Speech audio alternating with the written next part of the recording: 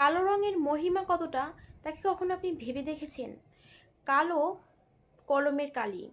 সেই কলম দিয়ে আপনি বিশ্ব ব্রহ্মাণ্ড জয় করতে পারেন। সেই কলমের এত ক্ষমতা যে আপনি গোটা একটা দেশের মানচিত্রই পরিবর্তন করে দিতে পারেন। আবার কালো সে কাজল, চোখে পড়লে যার সৌন্দর্য বৃদ্ধি পায়। আবার কালো কালি, যেটা চরিত্রে লাগলে কলঙ্কিত হয়।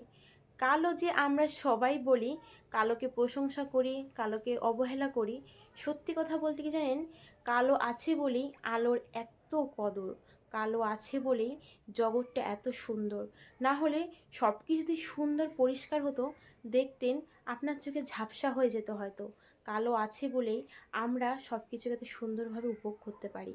তাই কোনো জিনিসকে ছোট করে দেখবেন না, কারণ সব কিছু যেমন সুন্দর তার অসুন্দর দিক রয়েছে, কিন্তু আপনি যদি নিজের চোখ দিয়ে সব কিছু সুন্দর দেখার চেষ্টা করেন, তাহলে দেখবেন আপনার চোখে সব কিছু সুন্দর।